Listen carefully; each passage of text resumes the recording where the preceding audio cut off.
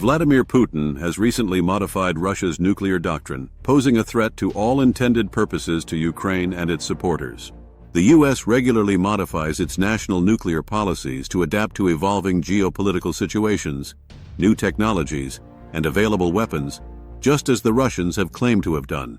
The Carter administration's changes to U.S. strategic nuclear policy in the late 1970s offer valuable insights into the complexities of changing a strategic nuclear doctrine. In 1977, President Jimmy Carter created Presidential Directive NSC-18, which dedicated half of its content to U.S. strategic nuclear forces.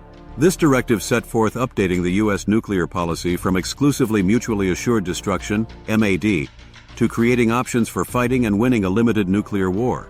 PD-59, signed in 1980, provided further details of the nuclear targeting policy outlined in PD-18.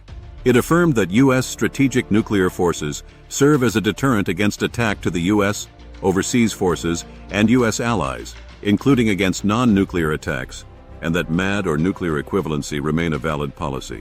Nuclear equivalency is a primary component of MAD, as the number of strategic nuclear warheads between the U.S. and Soviet Union must remain at relatively identical numbers.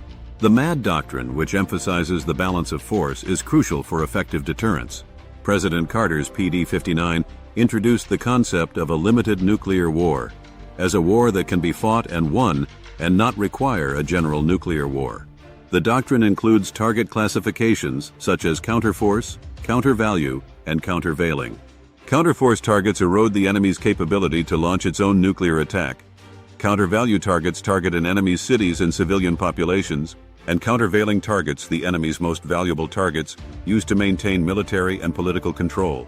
To make countervailing a successful deterrent and targeting strategy, the U.S. strategic nuclear forces needed to be upgraded, including C3, command, control, communications, intelligence, and protection.